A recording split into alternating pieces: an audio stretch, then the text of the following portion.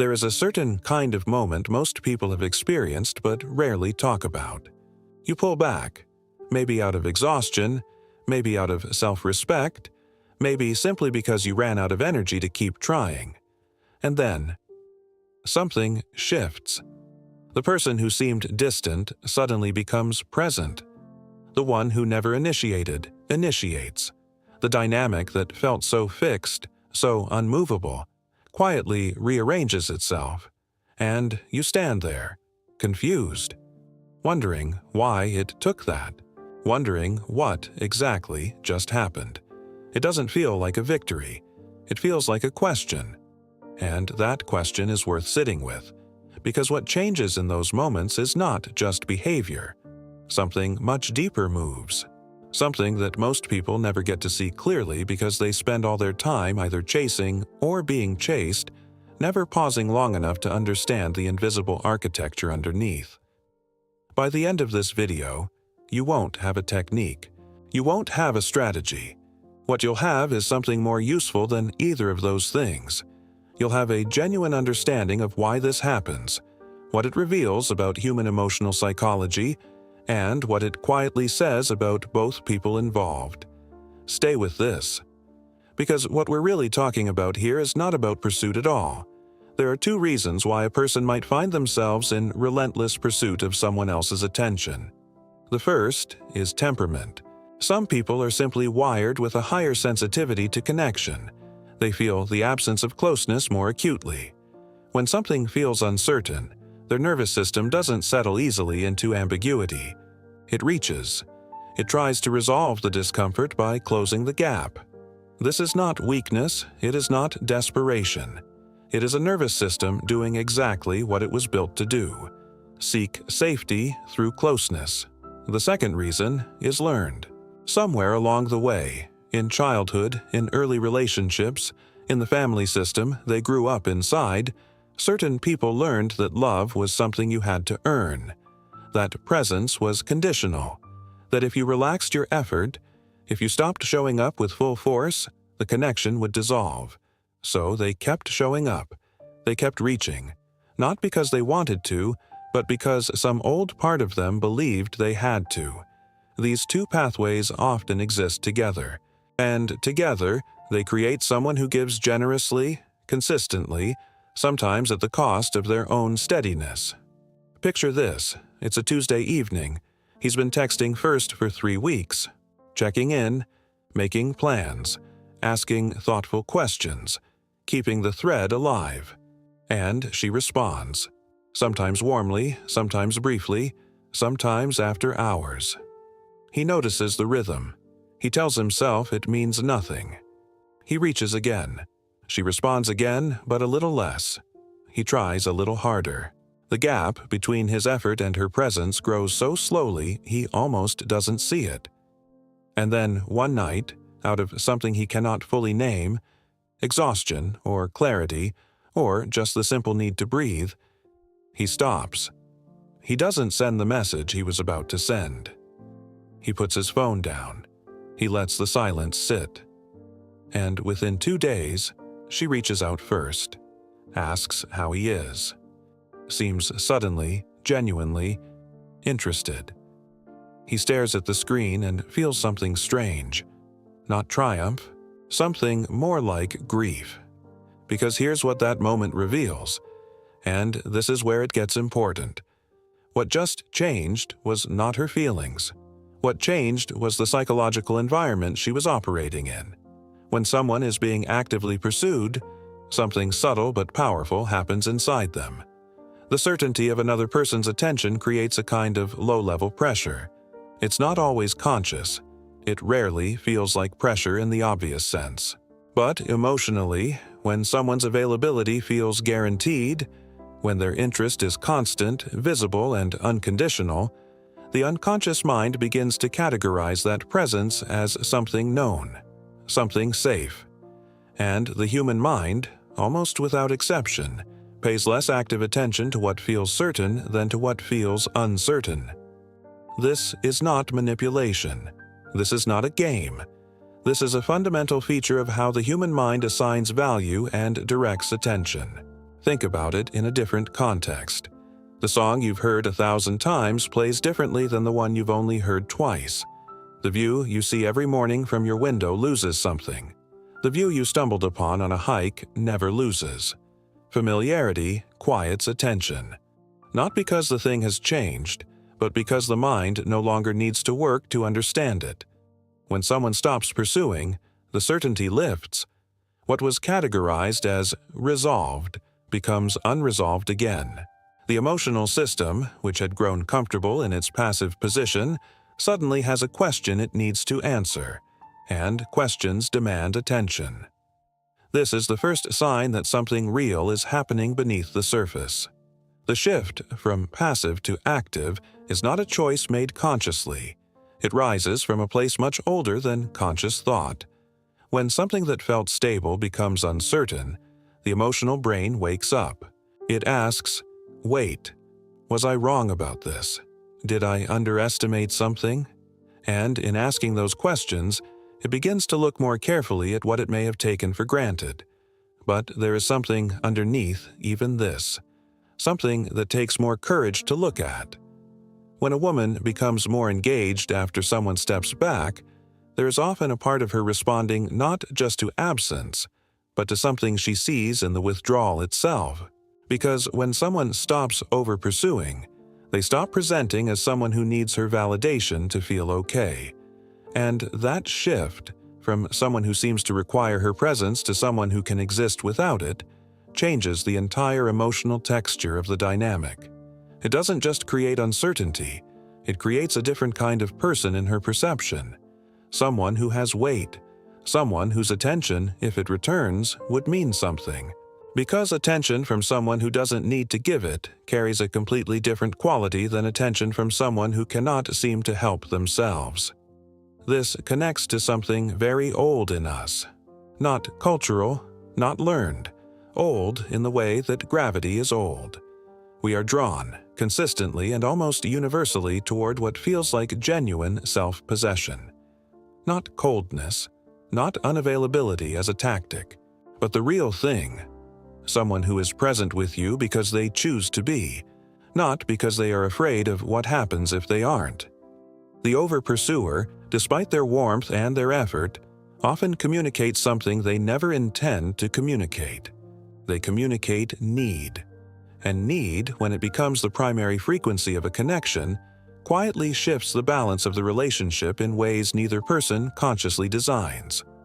One person becomes the one who gives. The other becomes the one who receives.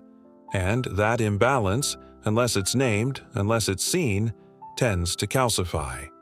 Here is where a hidden layer appears. Because the person who over-pursues is often not, at their core, someone without self-worth. They may be extraordinarily capable, perceptive, emotionally intelligent, but there is a part of them, a buried part, shaped by old experience, that has not fully received the message that they are enough without effort, that their presence alone holds value. That love, which requires constant maintenance to survive, is not the kind of love that nourishes. That part does not surface easily. It lives beneath the behavior. It runs the pattern quietly, from the background, like a program that was installed long ago and never fully examined. And so they keep giving, keep reaching, not because they believe they are not enough, but because some part of them is still not sure. When they stop, that part gets quiet for a moment. The reaching pauses. And in that pause, something true becomes briefly visible. They get to see what the connection looks like without their effort holding it up. They get to feel what it's like to not be the one doing all the work. And sometimes, not always, but sometimes, what they see changes them in ways that matter far more than whatever the other person does next. Now, let's look at what tends to show up in these patterns, because understanding the specific shapes this takes makes it easier to recognize in yourself, without judgment, but with honesty. There is a behavior that might be called invisible overextension. From the outside, it looks like generosity. Consistent, thoughtful, reliable. Always the first to check in. Always the one who remembers. always the one who smooths things over when there's friction. And it is generosity, genuinely. But underneath that generosity is a quiet, unspoken bargain. If I give enough, I will be secure. If I show up completely, I won't be left. This bargain runs so automatically that the person rarely notices it. They just feel the pull to reach, and they reach. The emotional cost is slow. It arrives as a low-grade fatigue, a feeling that connection requires constant work, and eventually a dim resentment that is hard to name because the other person never asked for any of it. There is something else that shows up, which might be called strategic withdrawal confused for indifference. This is what happens on the other side of the dynamic. The person who appears less engaged is not always operating from coldness. Often, they are operating from a kind of protective distance that formed before they were aware of it. They learned somewhere that being fully present, fully invested, was dangerous, that it led to loss or rejection or suffocation, and so they maintain space, not intentionally, not as a game, but as a reflex, and that reflex, when met with relentless pursuit, only deepens. The pursued person retreats further not because they want to, but because the pressure of being wanted so visibly makes their protective system close tighter. When the pursuit stops, the pressure lifts, and the reflex, slowly, begins to relax. There is also what could be described as the absence of mutual risk.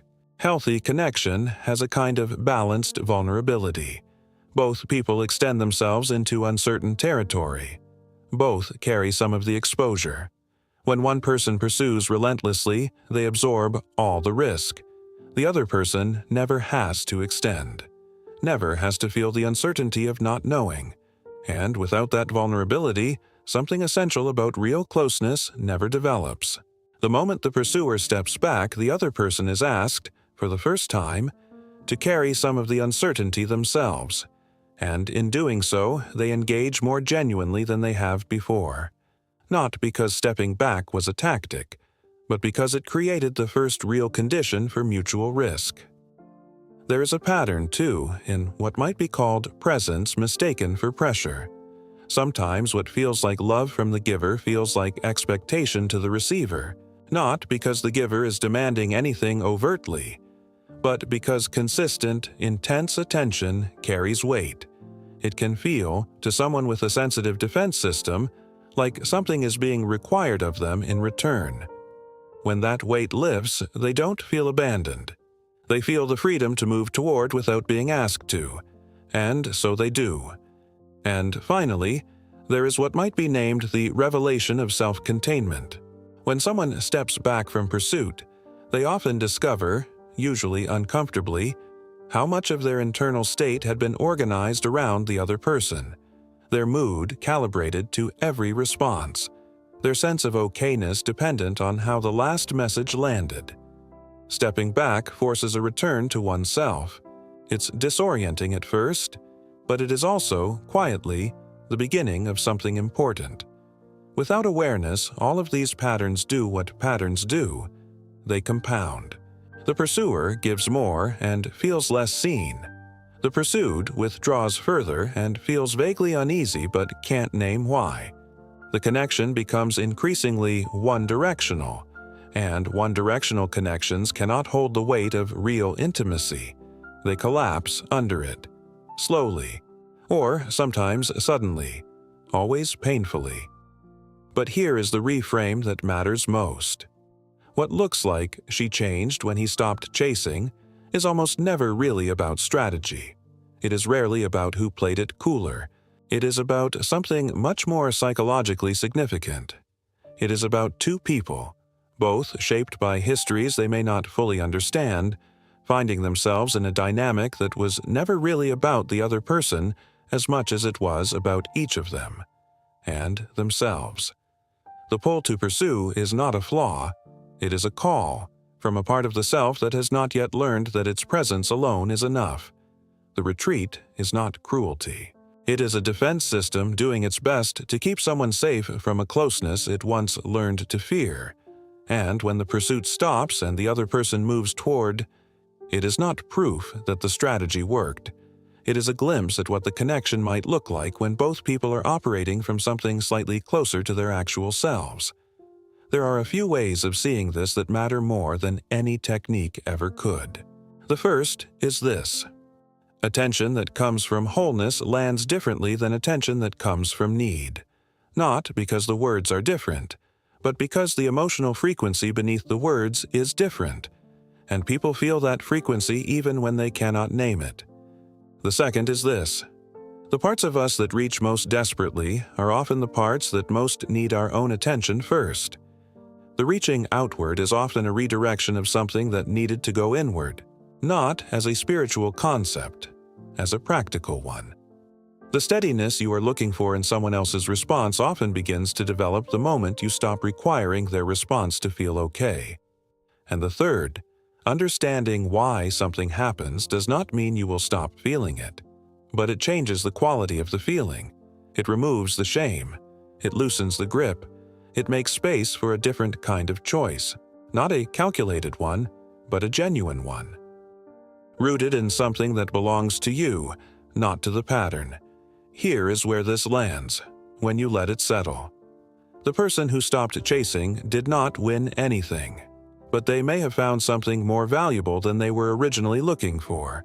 They found the edge of a pattern that had been shaping them from inside. They stood at that edge long enough to see it clearly.